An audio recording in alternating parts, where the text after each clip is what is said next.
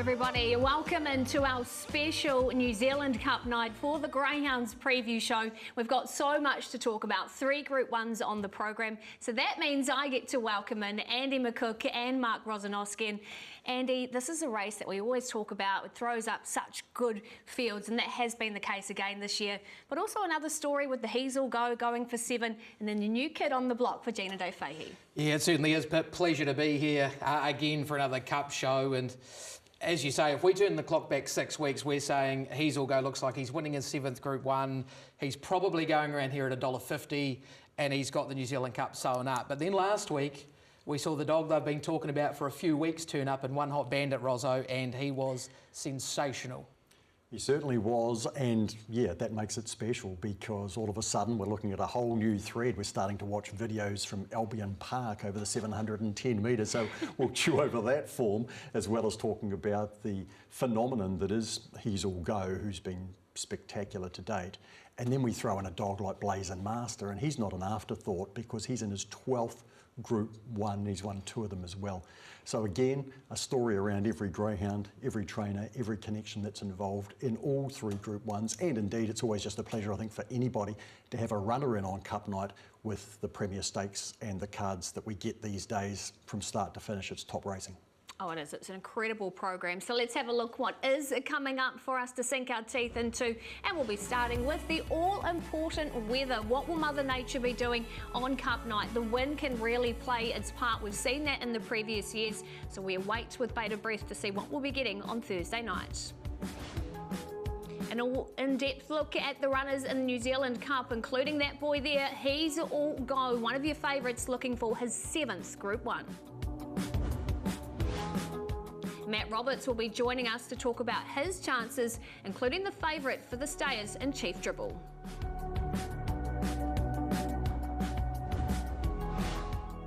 And we preview the Group 1 stayers and the Group 1 Galaxy Sprint, featuring that little girl, Grandview Ace for Bob Pringle. And then it's time for us to try and find you the winner for each of the Group 1s. We'll be giving you our selections for the feature races.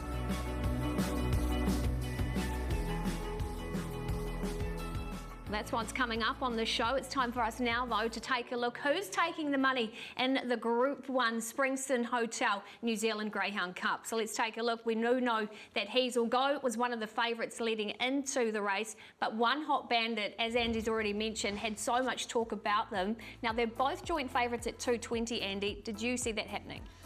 I thought after the heat that One Hot Bandit would be favourite. I didn't think there'd be a lot in prices because, Rosso, we have the respect factor around Heasel Go, and it's very hard to be suggesting that One Hot Bandit's just going to line up and beat him easily. He's won 30 from 36, so we get the respect factor around him, but gee, Bandit was very good, and the money came in straight away pre-heat for him too. It did indeed. I mean, there was talk, obviously, because he's got a record. He's won $200,000, and coming out of a third, a race that he should have won, a Group 1 over the 710 metres at Albion Park, the Queensland Cup. So it's not like he's come in under the cover of darkness. I chatted with Dave Fahey on awards night in September, and he was telling me about this greyhound. But it's one thing to trial, as we know, by yourself or with a couple of dogs. And of course, the dog in Australia had some dodgy moments as well and some injuries. But Dave has always been of the mind that he would be very good here, finishing on the lure in New Zealand. But we still wanted to see it on race night, right? You still want to see it on race night, and that's what we saw in the heats. And we also saw Heasel Go overcome adversity, but ultimately in a time several lengths below One Hot Bandit. And when we look at the heat, we'll understand why that time, but that sort of plays on your mind. So I was expecting Bandit to be favourite.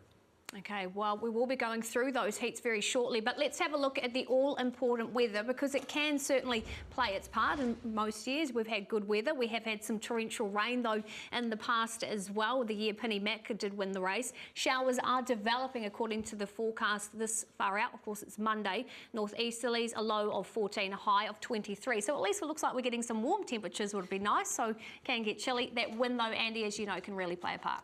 It really can. Ever since the grandstand at Addington got knocked down, it has an even bigger part to play, especially coming off the back straight where that wind can just whistle straight through there and grab a hold of them. So it does play a really big part in it. Yeah, well, fingers crossed that Mother Nature does play her part and we get perfect conditions for the night, because let's have a look at the heats and see how these greyhounds made their way through to the final. And we'll start with He's All Go. He wins this, Sefton Heights running second, and he didn't pick the jump that well, Andy. He was away pretty fair by his standards, and we see him through the first turn find some issues as well. He gets forced wide, and Rosso, at any level, it's hard to recover from a check like that and then carry on and win a race, let alone a heat of the New Zealand Cup. Still managed to run home in 12.26. We keep suggesting that perhaps he's not quite peak He's All Go at the moment, but is that just down to the fact he's put himself on such a high pedestal? I think so. He's such a high bar. I did speak with Brendan Cole after the heat, and he was like what we were feeling though. Hey, he's not quite as sparky as he can be, you know. And we have a look at this here on this head-on, and he gets a drag down. I held grave fears for him here. Just watch his hindquarters here, and it's just, oh boy. It's very close, as we know in greyhound racing, when they're going that speed into that first bend, that things like that can go very, very wrong. Now, there was a jam up on the inside, so he managed to get up and around the outside. We looked to the back mark, and he's 18.15 because of what happened there, right? So the lead-up's okay, but obviously he wants to be more forward than that. But I think you made a really important point, Andy. The run home, still very good, 12.26, despite what happened to him there. The overall time's not there, but the run home I thought was critical. If it was quite a slow run home, I wouldn't be writing him off, but I'd be really concerned. But he's still a very definite winning chance. Oh, he is. It's just that corner that can obviously be the niggle with him. Well, what about heat number 2? Let's have a look at Let Him Cook. Wins this for Matt Roberts, running in behind.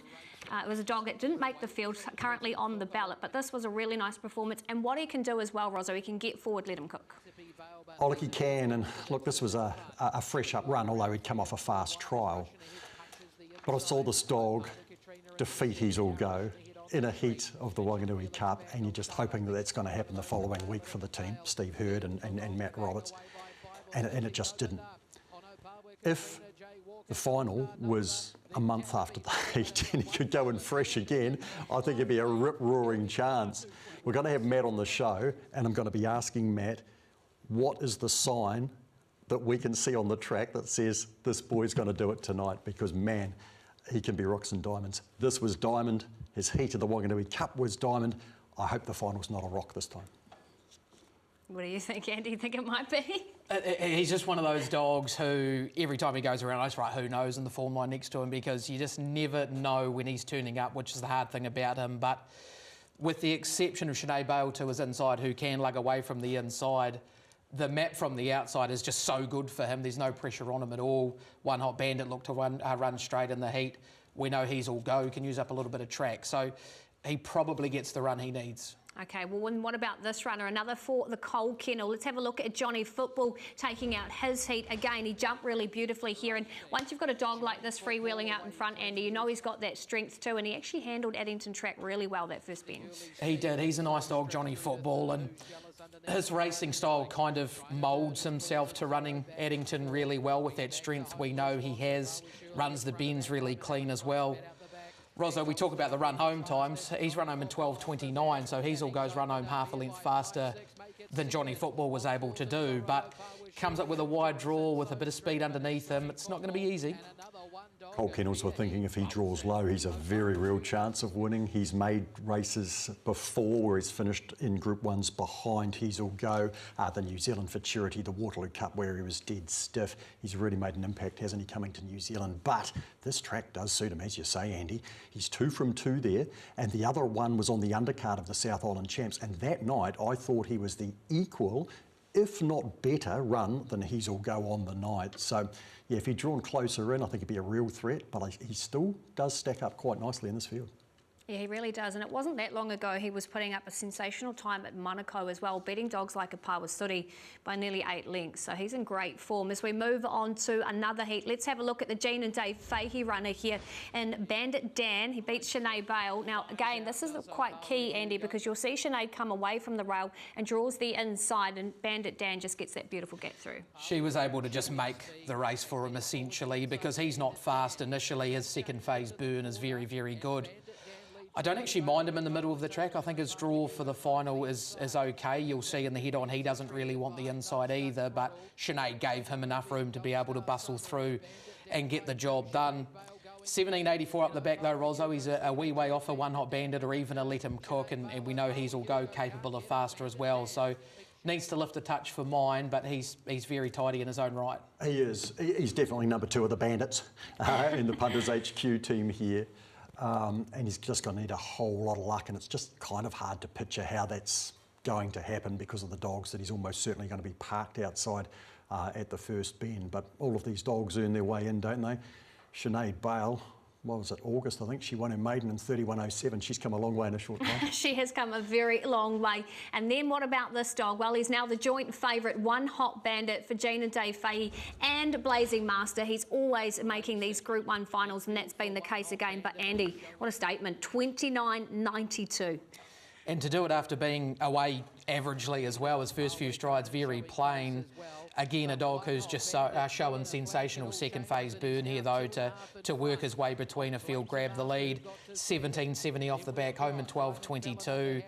29.92, he gets a map in the final. I guess the one concern, Pip, is Sinead Bale drawn 1 and he's not electric early from what we've seen of him, but gee, he's got to be very hard to beat. He does, particularly with He's All Go to the outside, who can move off the bend, and you said that speed map can be crucial. Well, let's have a look at how we think they'll be playing out nice and early off the boxes, Rosso. What do you think it's going to be like? Well, look, tough, I reckon, as we put it up for you. This is basically a few strides off the box is what we expect the wing dogs. Sinead Bale off the inside and Blazing Master off the outside to be forward. Now, if you could say that's where they'll be at the first bend, then that would be fine. You'd be quite keen on the pair of them. But by the time they get to the winning post, expect these dogs in the middle. One Hot Bandit, He's All Go. We've just seen in the heats their acceleration, and they'll be coming up and underneath dogs like Johnny Football and Blazing Master to make that very difficult for them. Andy's talked about Let Him Cook here, and as he said, only just that slight lug out from Sinead Bale. Outside of that, Pip, Let Him Cook's looking like he might get into a nice position. I've seen a few races where things go out the window straight away, but Pip, based on that, it's going to be interesting to watch that burn, second phase acceleration from our two $2.20 favourites up the middle. Oh, it really will be. And that is the key, Andy, because you're right. That's from the initial boxes. But you know once they get that acceleration and then there's those moving parts, will He's All Go come out on the bend? Will he force maybe a Johnny Football to stay wide? Will he let a Bandit underneath? But if we knew those answers, I mean, we'd all be rich, right? Because we'd just jump on. We would be. As Rosso mentioned, 2 really important aspects to any speed map in a greyhound race, the initial 10 metres and then what they do through the first mark. They are 2 completely and utterly different things, and hopefully Sinead Bale doesn't have too much to say for the greyhounds drawn outside of her, because, gee, if we could see Let Him Cook, One Hot Bandit, and He's All Go all going to war down the back, we might be in for a cracker of a cup. Andy, just on the Sinead Bale, because initially we're thinking, gee, she wants the rail. You know, she's looking across for the rail when she was coming up through the grades, and then she got the rail and she sort of wanted to move out. So, I mean, how do you see her? Is it just the case that she kind of wants her own rules effectively, or she just wants about sort of 2.5 widths off, and so when she's wide, that's where she runs to? I think she runs sort of in line with the big hoop arm we run at Addington Raceway, so it's about 3 to 4 widths away from the inside. She draws outside, she wants in, she draws in, she wants out. So very hard to map greyhounds like her, to be honest, because when she had the one not long ago, I thought she'd bolt in. She got the job done, but gee, she wanted off. There you go, see, it's all moving parts. Who knows what will happen on Thursday, but we've done our best guess for you. We're going to take a quick break. Don't go anywhere. Off the other side, we'll be taking a look at the Cole and Fahey runners. Put your hands together for this good little chap. Up she comes. She's going to win the Buy-Sell and Exchange New Zealand Cup by 5. No doubt about her. She is a champion. Little mother. Couldn't believe it when she jumped. Sensational. She did what she does best. Yeah. Jump, lead and win. She's just been amazing. It's Federal Infrared. Is the gap big enough? They're trying hard, Blazing Master, but the Queen atop her throne, and she'll get the biggest crown of all. Federal Infrared, too good. She is simply sensational. She will get the New Zealand Cup of 2023. Ella, how does that feel, not only to get your second New Zealand Cup, but to quinella it? Oh, just amazing. There's no words to describe how good these two greyhounds are. You had a brilliant bitch in Little Mother. Can you compare her to her? Oh, I wasn't really around when Little Mother was racing, but she lives up to that expectation. Mama said there'll be days like this, there'll be days like this, my mama said.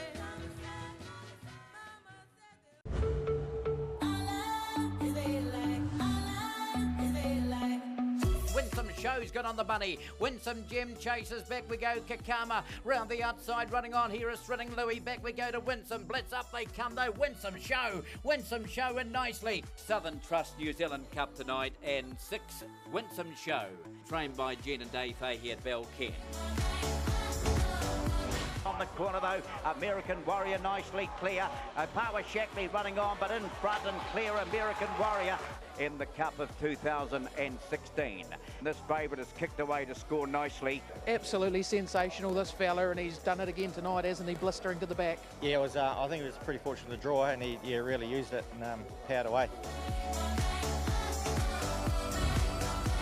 Bago bye-bye, drove through and grabbed the lead. Bago bye-bye and down the outside, Dinah Day, but Bago bye-bye has won the Christchurch Casino New Zealand Cup. How does it feel to get your 8th New Zealand Cup? Oh, amazing. It's a huge thrill and my favourite race.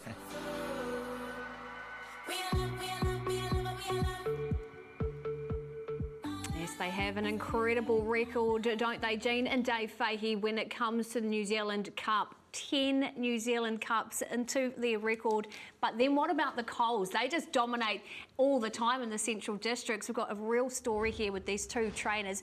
We're not even going to mention the Roberts yet because we'll have Matt coming on for that. But just look at this incredible record. And Jean and Dave Fahey, I mean, 10 cups. Trainers dream of having one, Andy. They certainly do. I'd love to have one, I tell you that.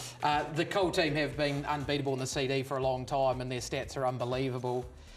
Rozo, we talk about the Faheys each and every year at this time, though, and how the team, they just know how to get them right for the right day. But Jean and Dave have had them flying for the last 2 months. Their record this season is absolutely phenomenal, even by their standards. To smash through 100 wins and now 120 odd at better than 0.52 as a UDR is just incredible. And you're right, I mean, it's like we always talk about the Faheys and their strike rate, but this is something unbelievable. And we'll see how they dominate the Galaxy a little later in the show. In terms of the Cole winners there, the 2 highest stakes earners ever, Federal Infrared, who topped Little Mother, who was the previous holder of that. And you would have noticed too a bit of a pattern emerging of the Faheys winning every second year since 2016, which means they win in 2024 and the form book goes out the window. Well, that's right. You know, So we you've can got go to go home. statistics. If you want to. Okay. Quick, let's go. I think you might have them on top anyway, Andy. Yeah, he's a great chance. Well, that's what the statistics are. Let's have a look at their runners now. We'll start with the Coles and we'll start with their favourite and their best chance, and he's all go. Since this Greyhound had his debut run, we knew he was something special, Rozzo. But for him to have 6 Group 1s already at such a young career, he's now going for 7 and the biggest one. How do you see him doing it? Well, it's got to be the toughest for him. So far, he's contested 6 and he's won 6. And of course, he missed the South Island Championship due to an issue with the ferries. And he very nearly missed the New Zealand Cup through an issue with the ferries. The ferries have become about as reliable as my tips. So it's just great to have him here in the first instance to be able to do it. But make no mistake, although he has won against the open grade dogs in races like the Waterloo Cup and the Hat-Trick Classic and the Wanganui Cup, this is another step, and particularly with a dog like One Hot Bandit now in there. I've claimed that he's the best I've seen, and I'll maintain that. My favourite memories in the Cup are dogs like Miss Deanna twice, 1990, 91, and then Cool TJ after that. There's been some greats all the way along. But for me, He's All Go is that magical blend of speed and pace and strength and courage and determination. I think he can get it done, but he just needs that little more spark than he's had in the last couple of weeks. Yeah, I agree. And the thing for me, Andy, that's probably the concern of, I mean, he's got harness owners in him, like Blair Orange. I thought maybe get a boring pole on him, because it's just that bend coming into that where he could almost lose the race. I think it's make or break for him, just that cornering around, and we've seen that with him going down to Addington. And if he lets a dog like One Hot Bandit underneath him, well, then that's where he possibly loses the race. Things get a little bit tougher, don't they, when you've got a dog like One Hot Bandit railing under you. In saying that, One Hot Bandit certainly wasn't hard on the rail either, but he will be under He's All Go, you would imagine, if he gets a clean run. So things get a little trickier for He's All Go, but I mean, it shows how good he is when we're saying, hey, he's probably a notch down on his very best at the moment, but he still won 30 from 36 and he's just bolted in after finding trouble in the heat of a New Zealand Cup. So that's how good he is. And by all reports, he has stayed down. I think he's with Bruce's kennel, where they usually are too. And with him getting rushed down there and just making it, you'd have to think with him staying down at Addington for the week, I have a feeling he'll jump a bit better than he did. It's certainly got to aid things, you would think. We all know what it's like when you're rushing. We've all rushed to catch a plane or whatever, and it's put us off a little bit, so it's got to be affecting him as well. So the fact that he gets to stay down there, he's been able to relax in the kennel, he hasn't had to travel. Ella and Brendan are both down there with him now. I think we'll see peak He's All Go on Thursday night, but I still think we'll have a heck of a race. Brendan was thinking that maybe a change of environment too at this stage might actually be good for him, that he's down in Christchurch, he's in a different surrounding. Yes, he's still got Ella and Brendan around, which is obviously critical too. And of course, the Bruce Dan camp for the Coles has worked really well in recent years. Well, this is the thing, if this does happen, it sounds like we might be getting the race that we want. What about Johnny Football? He's also a contender from the kennel. He won his heat leading into this. I mean, he's already made a Waterloo Cup, as you suggested there. He's a dog that's got the strength as well. Where do you see him in this running? I think he's a chance. I know he was able to win his heat from inside Rosso, and we're sort of suggesting that if he had have drawn inside, he was probably a bigger winning chance. But for me, he's not really a hard railing type anyway, so I'm not quite as concerned the draw as maybe others are. It's more getting around a dog like He's All Go that might be the issue for him. Yeah, totally, absolutely, yeah. It's not about saying, oh, this dog needs one. It's about saying this dog, to have a winning chance, you probably think he needs to be under the two joint favourites here. So absolutely agree with you on that. Of course, he went round over 755 metres not so long ago in the Wanganui Stayers. I mean, he could have been in the New Zealand Stayers Cup, this dog. So he's strong as well. So we're looking at the two favourites with strength. We're looking at Johnny Football with strength. So it's if he can somehow find his way to be in front of those dogs early, then he can really turn it on. The Waterloo Cup, which I thought was a great race last year because it featured He's All Go, plus dogs like Blazing Master and Federal Infrared, last year's winner. Johnny Football was pretty stiff in that race in behind. If he gets some luck, he can be a serious player in the Cup. He can be. And then what about this boy, Blazing Master? He's made his way back to another New Zealand Cup. He is always there. Of course, he's a Derby winner. He's an Auckland Cup winner. Just a phenomenal greyhound. He was third last year in the Cup. He's drawn the 8th though, Andy, and that is going to make it hard for him. Especially the way the field's drawn up. It's a real shame, isn't it, that he's drawn out wide, because Rosso, we saw Federal win a Cup last year, Superstar the year before, and they were really deserved winners of our greatest race, and you would have to suggest that Blazing Master fits that category too. He's a deserved winner and probably deserves to have a cup in his cabinet, but it just makes it so tough from the draw. He's nearly 320,000 in stakes with those two Group 1 wins, 5 times second. If he'd converted a couple of those, then we're talking about him closing in on the New Zealand Stakes record. He drew box 8 in the Wanganui Cup final, and that probably put paid to his chances, even though he jumped well. Like we saw on the speed map there, he was kind of like that in the Wanganui Cup. But of course, getting to the bend, then he's got some dogs sort of half under him, and he ran 4th. What a phenomenal dog. His 12th Group 1 final. He's over 4 years old. He defies logic. He really does. He just deserves his place in there. I think just for your heart, you want to have a little tickle on him and hope that he can do something, at least make that top 4. Well, that's the Coal Runners. Now, what about Jean and Dave Fahey? Yes, they are going for their 11th New Zealand Cup, and they do have a very good chance here in One Hot Bandit. As we've already mentioned, the time that he ran, Andy, I mean, can you see him improving off that? Well, first start in the country, first race day start since July, and obviously he'd been trialling a lot. Obviously, we expect the Fahey's to have them ready to rumble fresh up. It's what we expect from them. It's what they deliver. But with race day fitness under his belt, you wouldn't expect him to go backwards. 29.92, 17.70 up the back off an average beginning.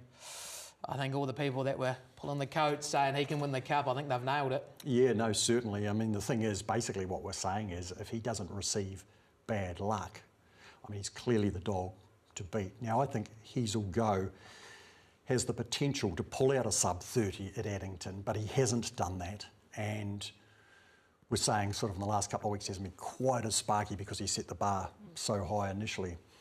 And that makes One Hot Bandit, I think, you know, a pretty reasonable bet, to be fair. Interesting that is, you know, just having a look at some of his races out of Queensland in particular, and he started out in Sydney.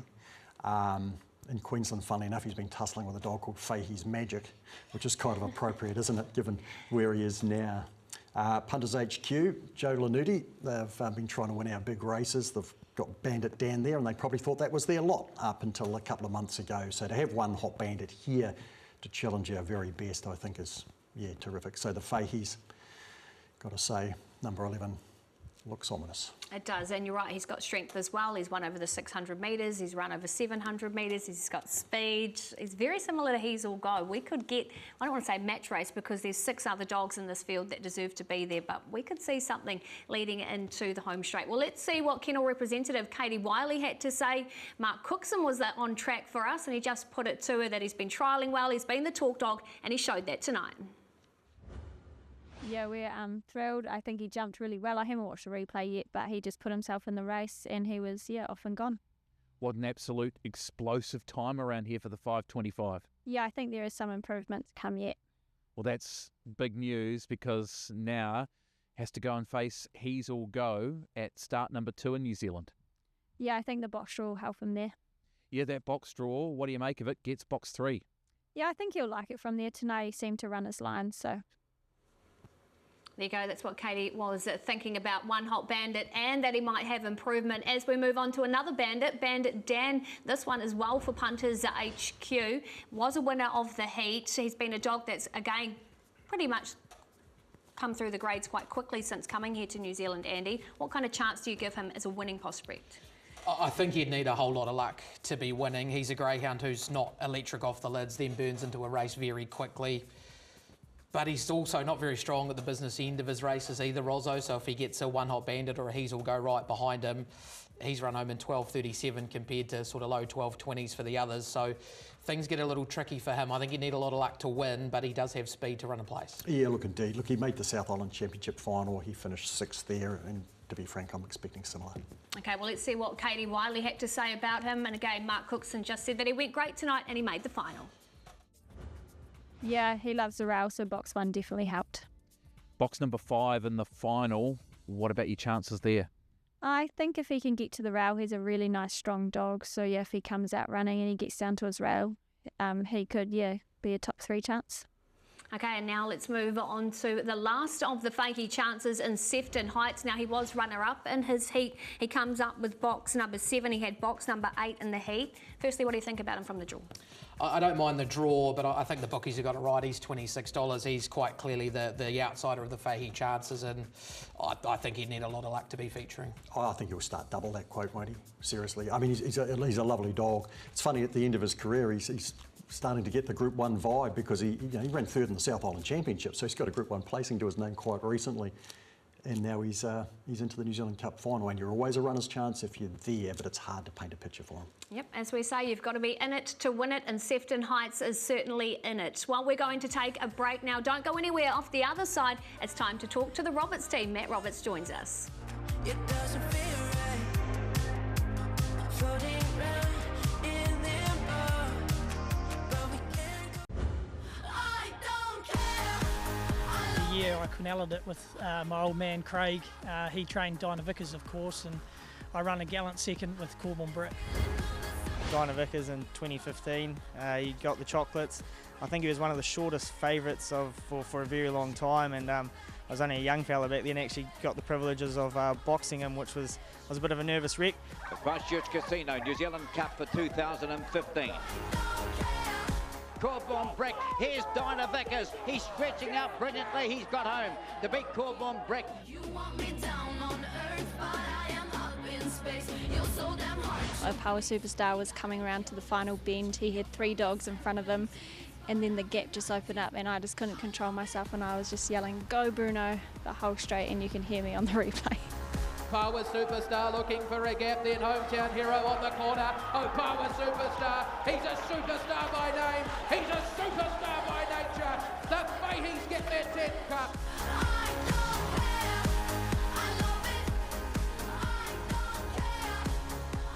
That was a fantastic look at some of our individual trainers and participants in our Greyhound industry and what their favourite New Zealand Cups are. Well, what about ours? I'm going to start with you, Andy. What's your favourite? I'm going to keep it really recent and go with Federal Infrared last year for mine. I'm always a big fan of Greyhounds getting what they deserve, and she was the best we had in New Zealand here for so long, so to see her get a New Zealand Cup was just sensational. Okay, Rosso, what about you? Well, my favourite era was probably the 80s and early 90s with dogs like Merely Magic and Magic Command for Ron and Rosemary Blackburn, and then, of course, Misty Anna and Cool TJ. If we have to go recent, well, not 1997 because my wee girl ran second there, but Nature's Gent was outstanding in 2017 for Angela Turnbull, Kevin Brady there, one of several owners. Kevin Gushlag was in the dog. They went to the casino. They didn't go home. Well, they did. They went to the airport. There was no sleep that night for the team. That was a phenomenal run too, because he actually had a lot of work to do in that race, Nature's Gent, and he ended up winning about $250,000, that dog. He was super. Also that year we had people like Alan Botherway had a runner in the final. Punga Goldsack had Takamori in there that Bruce Dan was training at the time. So it was a pretty cool race. It was a fantastic race. And look, I'm with Katie Wiley. I went for a Power Superstar as well in 22 when he beat Federal Infrared. She was probably better in the heats. I was actually in her camp leading in. For me, the part in the race that I was just like, wow, he really is a superstar, was when he took the gap between Federal Infrared and Blazing Master and just shouldered them through and said, I'm taking this cup. And I just thought that was phenomenal. So superstar for me. What about Matthew Roberts? We say good morning to you, Matt. And we just saw you there talking about a Corborn Brick, of course, and Dinah Vickers. Must be some good memories for you, although I'm probably picking that you would have wanted to beat Dad. Yeah, definitely. Yeah, and that was a great year that year when Dinah Vickers won it and I managed to run second.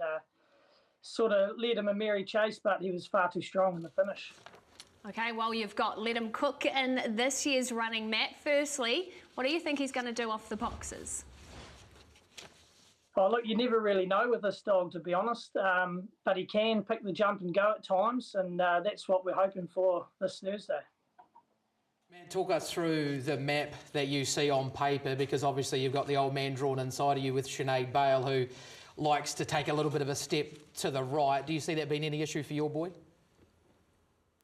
Yeah, look, it could cause a wee bit of a problem early, certainly if they sort of tangle legs a wee bit. She can get the start a wee bit wrong at times, so can my boy in saying that. But, yeah, he's going to need to make a clean beginning in this calibre of field. And if he does that and she's a little bit tardy away, hopefully there won't be a problem there.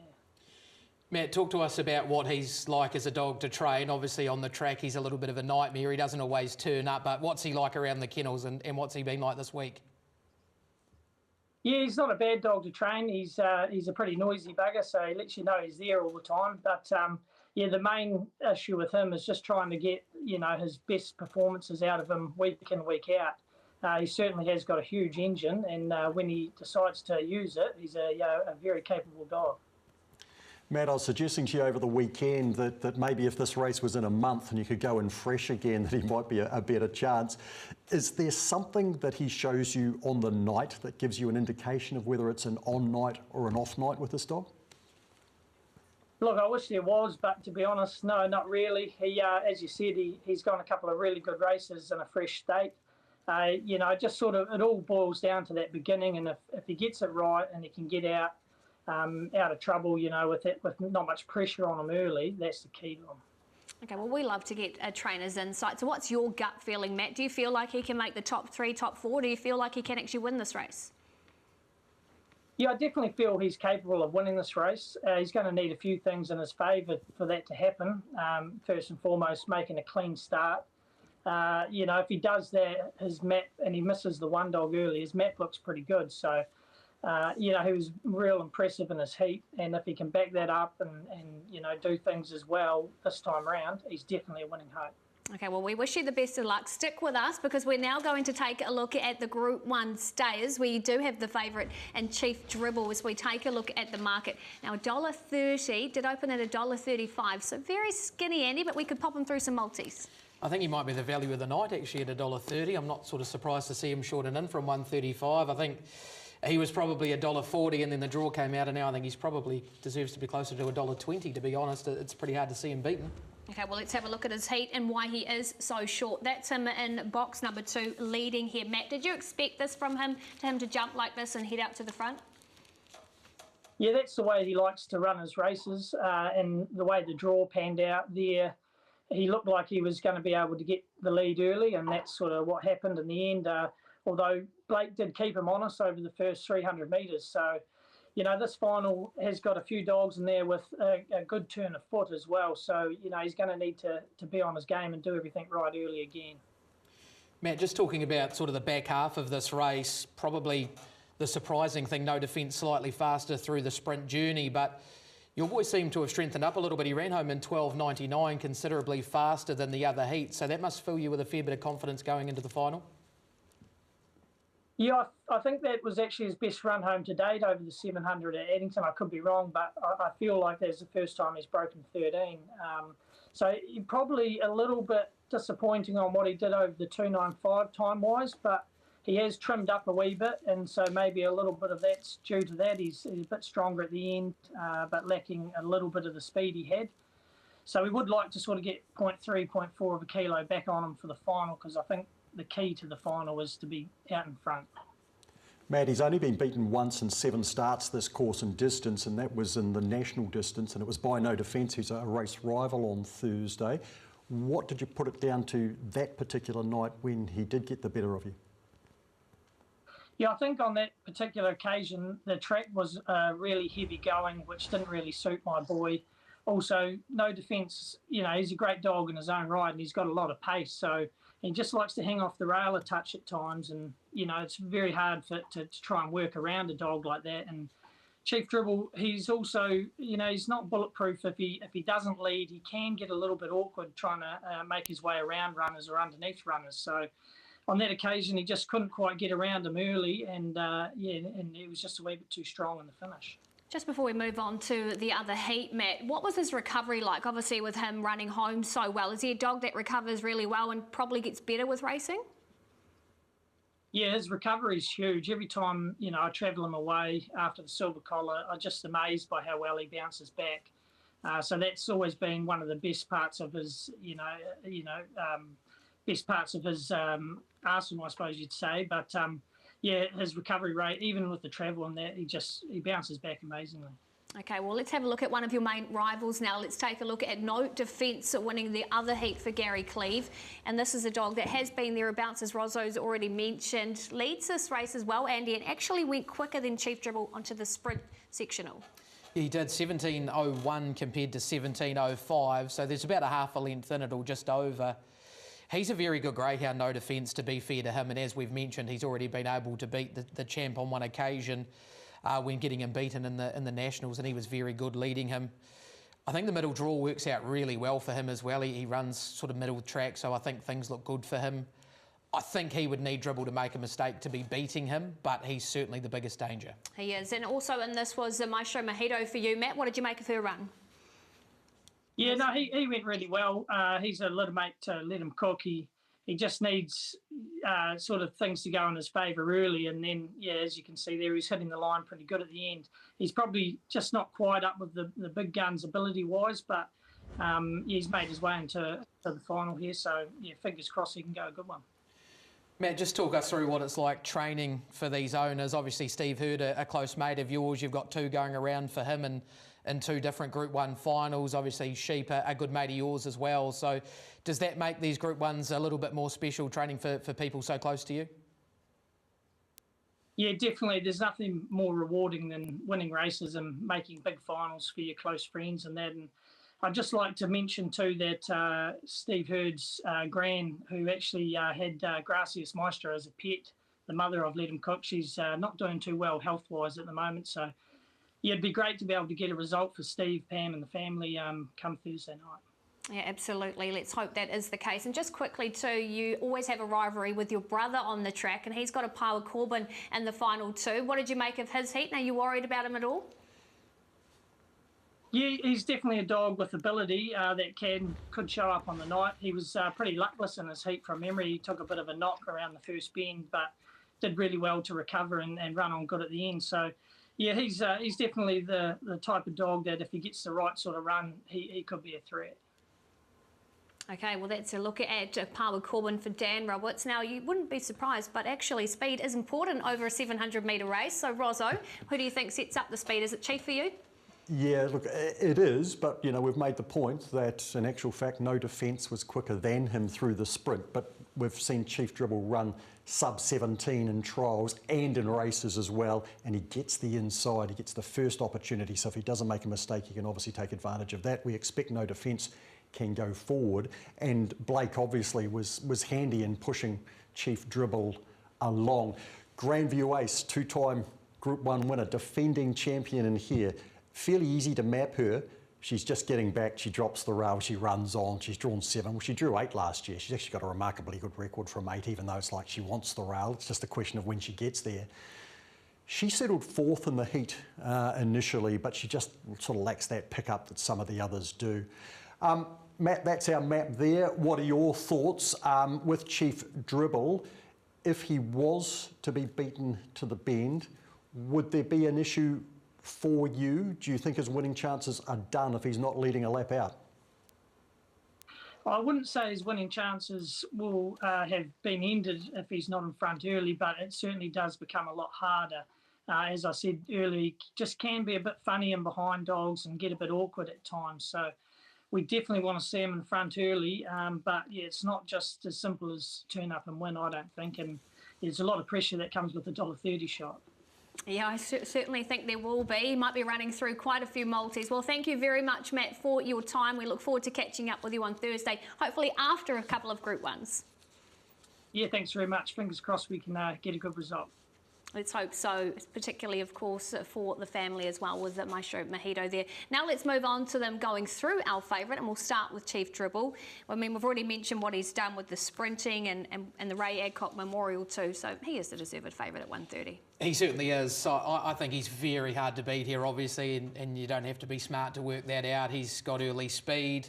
Rozzo, the times he runs through the sprint journey, I know he wasn't the fastest for the heat, but prior to that, to be able to go a full lap again and still be 5 or 6 in front of your rivals is nothing short of amazing. It's what I love about these stayers, Andy, that they, look, fair dinkum. Matt could have nominated this dog for the Galaxy. He could have nominated him for the New Zealand Cup. And obviously the Stayers Cup suits him best. He's the champion stayer and he's a Duke of Edinburgh Silver Collar winner. But he has got the times to challenge at any of those distances at Addington Raceway, which is phenomenal. But, of course, there's others in here like No Defence and Blake, who can win Class 5s over 520. No Defence has been Group 1 place behind He's All Go in the St Ledger, and they can also run a pretty solid race as well. Maybe just not as quick as Chief Dribble if we accept that the weather is good and the track is fast. Yeah, that's the one key, isn't it? And we have got a dog like No Defence who we'll take a look at. In this, he was 3rd in the Wanganui Stayers not that long ago. And when he gets out in front and leads, Andy, he's also got that strength which makes him hard to get past. He's a quality stayer in his own right, to be fair to him. And the day he beat Chief Dribble, he did it on merit. As Matt mentioned, the track was off that day. It was pretty puggy and they didn't run any time, but he still had to find the lead, stayed under him and beat him, and you can't take that away from him. So I think he's a real danger to the favourite. I think the favourite's awfully hard to beat, but he wouldn't want to put a paw wrong early. No, exactly. And I know Gary Cleve and Galen Turnbull would love to win it because we thought he might 2 years ago with no keeper.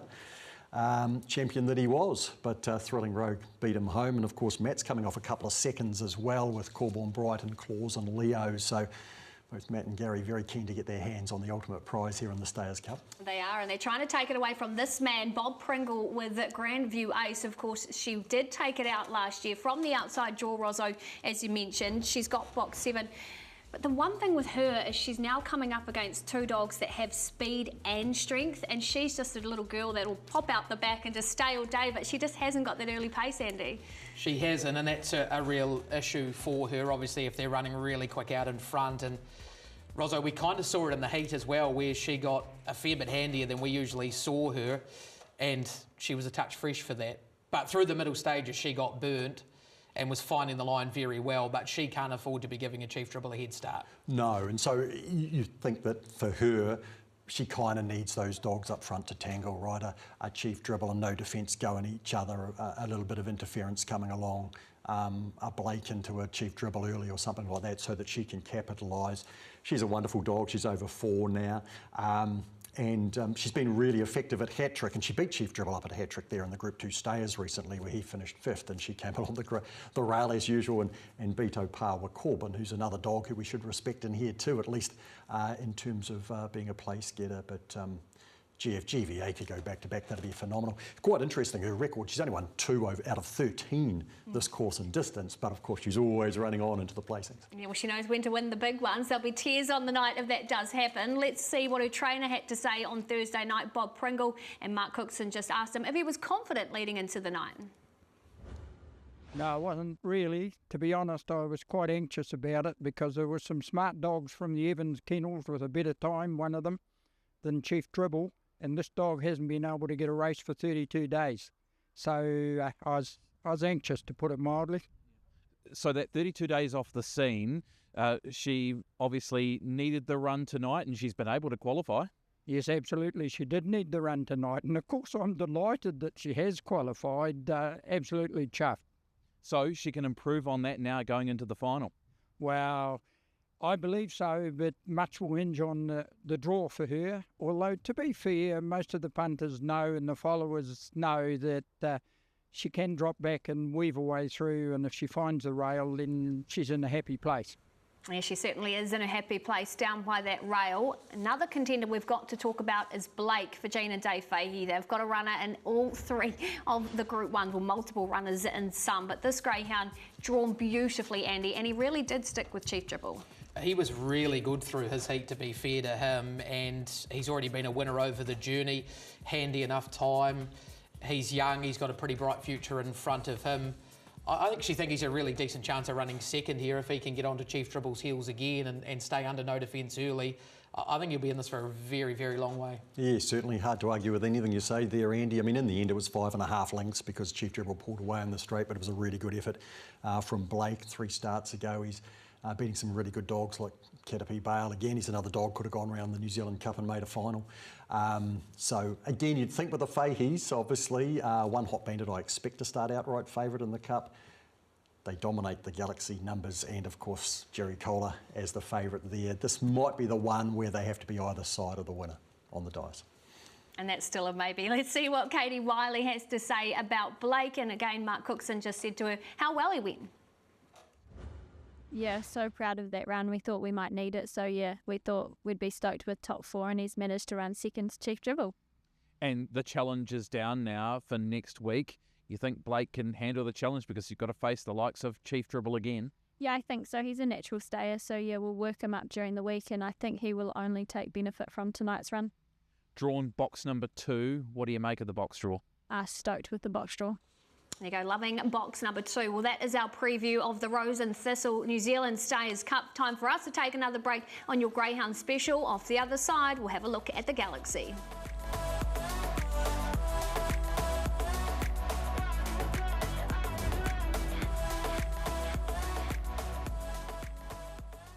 So if I fall, it'll be 'cause I jumped. And if I jump, it'll be 'cause I'm reaching for the high.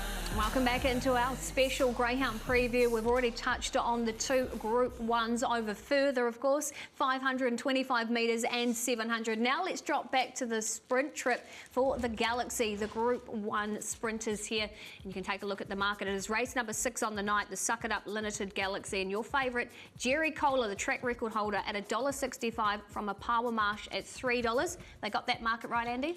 I think so. I think Jerry Kohler, a deserved favourite. He's already done just remarkable things through a short career, 16 goes, 13 wins.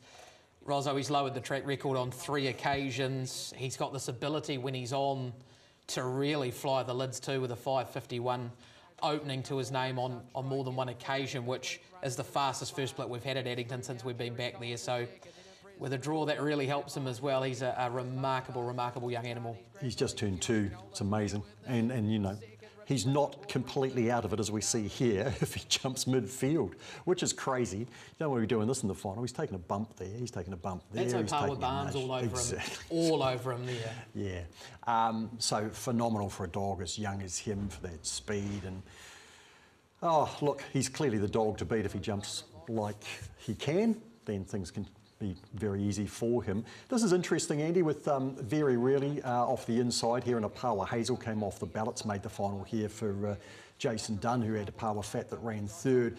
Gee, very rarely can rip up the straight, can't he? He can. He's a very good dog. He's out of Isavana, who's been a phenomenal brood bitch. The funny thing with him, he runs off early, he gets to the first turn and he wants to carve over to the rail. So he might hold key for Opawa Ryder, Opawa Marsh, and potentially Jerry Kohler if he's not away clean, because he will want to have cleared him by the time they hit that first turn. Yeah, really will. Otherwise it gets tricky, which we saw there, box 8. You can just see him tightening them there, moving down towards the rail. Let's move on now to Opawa, very rarely here, and Opawa Marsh, sorry, in big time Atlas. Opawa Marsh, again, not a dog that jumps that well, Rosso, but boy, once he pushed up the rail, he was gone. He charged through here, and he's clocked a 16:74, which has been the fastest of the heats because Jerry ended up having to do some work. 13 from 13 on the track, and Pip, we're on that day that he was 1 length off He's All Go's track record over the 4.57 at Palmerston North, so he's got that ability. He's a genuine Derby prospect in the new year. But in the meantime, and although I know he doesn't wear the pink rug often, Andy, I think he might not be a bad position for him to be in this particular race. What about this? Midnight Brocky home here for the Cole team, and Opawa Ryder, a winner from 2 years ago. He's a phenomenal animal too, isn't he, Opawa Ryder? And he shows the class of the Fahey's as well as himself. 2 years on, he's making another final. I know he's going around here at $12, but that's because of the dominance of the other 2 Fahey runners.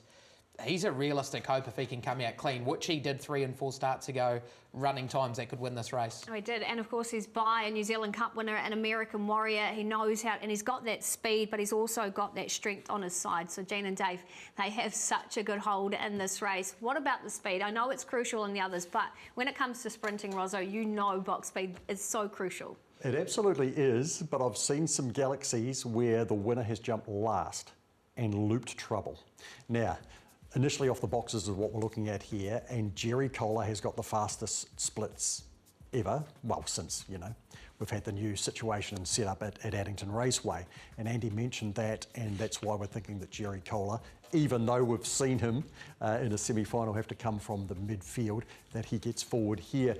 Atlas off the inside's got a good record in box 1, but actually that's sort of been something that he's built up week to week at Palmerston North there for a while, but in actual fact he'll want away from the rail, and especially at Addington he's not the quickest early. Midnight Brocky can beat him out, so the Cole runners on the inside. Midnight Brocky can make herself at least a place chance with a decent beginning, and then the interest is from the outside here, and whether Opawa Ryder and Hazel and Very Rarely can help out Opawa Marsh, and I believe that they can, and that Opawa Marsh becomes a real player in here for the Fahey team.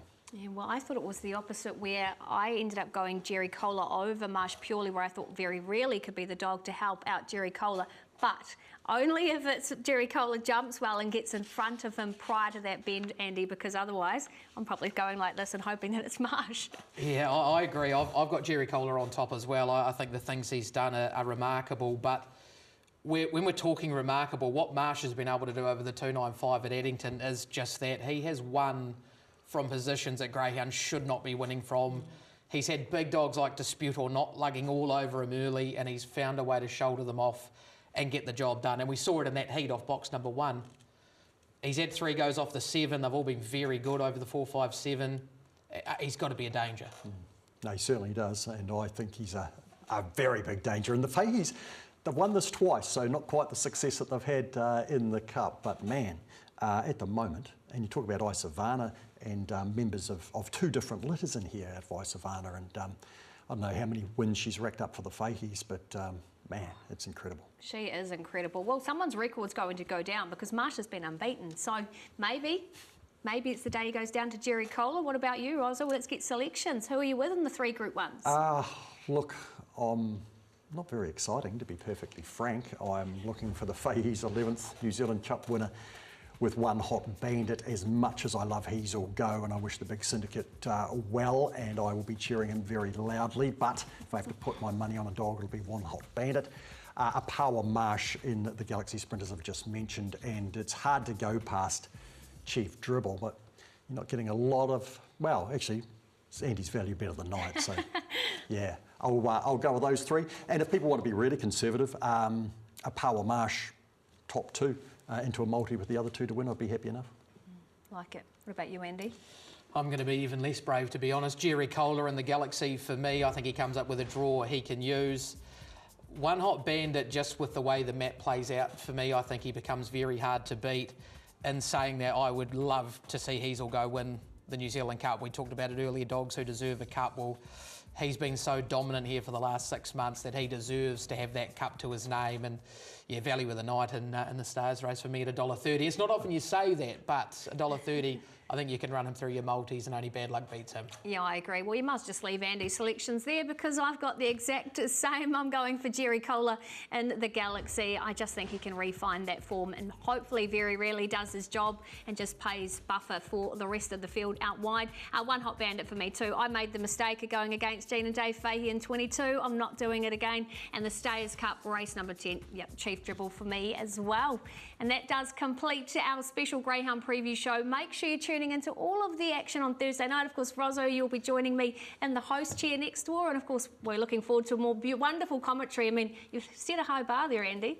I've been lucky that the 2 cups I've called so far have gone according to plan, so I'm just hoping it can be 3 from 3. And we will find some value on the undercard for people on the night too on Thursday as well, some that are paying more than $2.20. We will. All gets underway 5:10 on Thursday night. Don't miss it. You're too sweet.